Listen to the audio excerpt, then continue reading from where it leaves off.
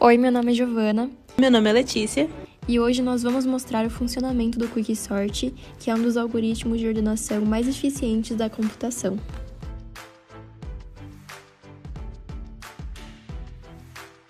Nós vamos começar com um vetor desorganizado. Nesse caso, nós temos os números 2, 8, 4, 6, 7, 3, 1 e 5. O objetivo do Quicksort é organizar esses valores em ordem crescente. O primeiro passo do Quicksort é escolher um pivô. O pivô ele é o elemento usado como referência para comparar os outros valores. Nesse exemplo, o pivô escolhido é o número 5. Agora, o algoritmo começa a comparar os números com o pivô.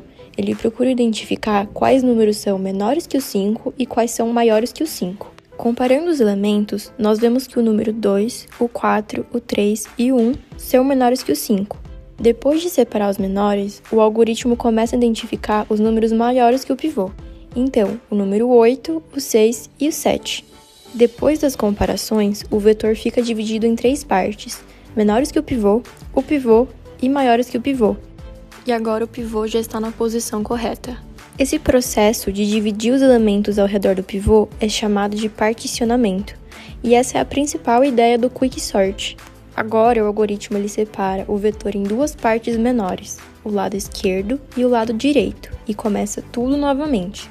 O Quicksort vai organizar primeiro o lado esquerdo do vetor. Dentro desse novo grupo, o algoritmo escolhe um outro pivô. Nesse momento, o pivô é o número 1. O algoritmo verifica se existe algum número menor que o 1, mas nesse caso não tem nenhum elemento que é menor que ele, então o pivô já pode ficar na primeira posição. Agora o algoritmo identifica os números maiores que 1, o número 2, o 4 e o 3. Agora o número 1 já está completamente organizado dentro do vetor. Agora o pivô escolhido é o número 3. O algoritmo compara os elementos restantes com o número 3, e aí nós verificamos que o número 2 ele é menor, então ele vai para o lado esquerdo, e o número 4 ele é maior, então ele vai para o lado direito.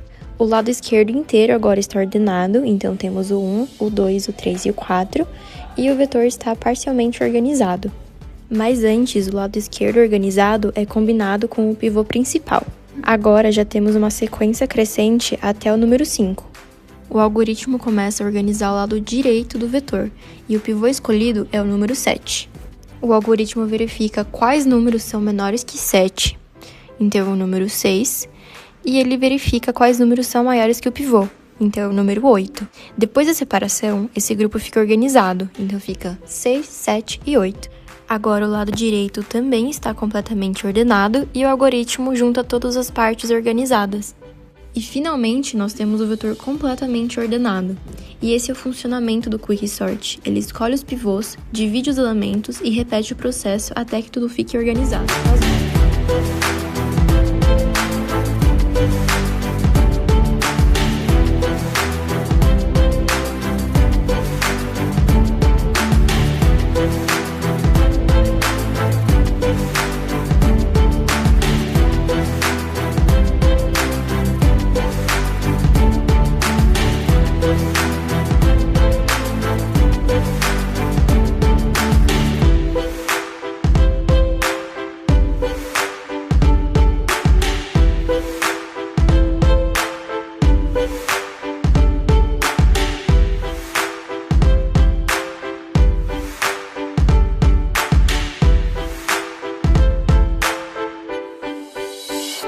E agora vamos para o código-fonte do nosso jogo. O nosso código completo tem mais de 500 linhas, mas não se espante, fizemos isso apenas para criar uma interface bonitinha. O bloco do algoritmo de ordenação em si é bastante pequeno. Certo, esse é o bloco do Quicksort dentro do nosso jogo, mas ele ainda está um pouquinho verboso por causa da interface, então vamos limpá-lo para que ele fique um pouquinho mais claro. Ótimo, agora sim podemos analisar o código mais facilmente. Como vimos anteriormente, o código começa escolhendo uma pivô, um valor de referência, que no nosso caso é sempre o último valor da lista. Logo em seguida vamos para o loop de separação, que é aquela parte que separa a esquerda da direita com base no valor de referência do pivô. E para isso vamos criar, digamos, uma área para os valores menores. E como ainda não sabemos quantos valores estarão nessa área, vamos começar com uma área vazia, ou seja, o início menos 1. Definida a área, vamos analisar cada um dos valores da lista, desde o início até o final, com exceção do próprio pivô. Dentro do loop, a pergunta é: o valor é menor do que a pivô?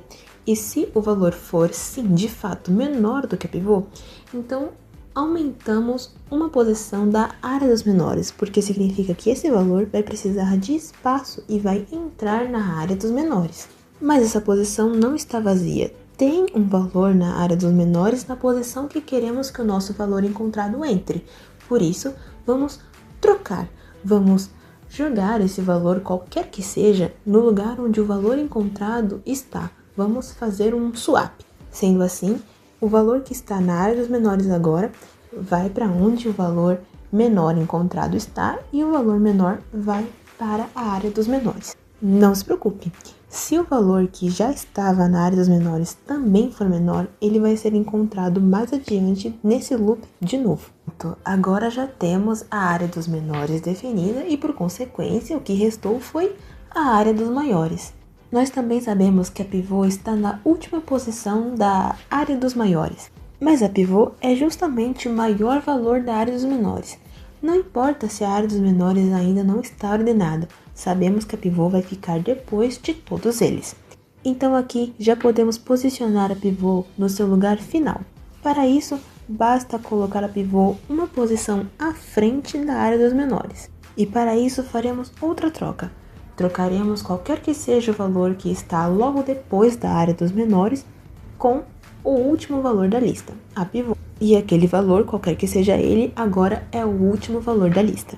Até aqui, não organizamos a lista de verdade, apenas separamos uma área dos menores, a pivô, e a área dos maiores.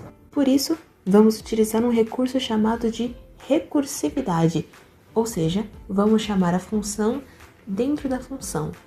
Vamos utilizar esse mesmo loop na área dos menores, ou seja, a parte esquerda da lista, e na área dos maiores, ou seja, o lado direito da lista. E para definir o lado esquerdo e direito é simples. O esquerdo, desde o início até o último valor dos menores, e o lado direito seria o último da área dos menores mais um, só que aí é a pivô, então mais um.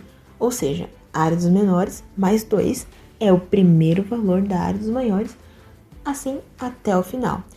E continua chamando a função até o código terminar. Mas como o algoritmo sabe que terminou? Ali no início tem uma condição de parada.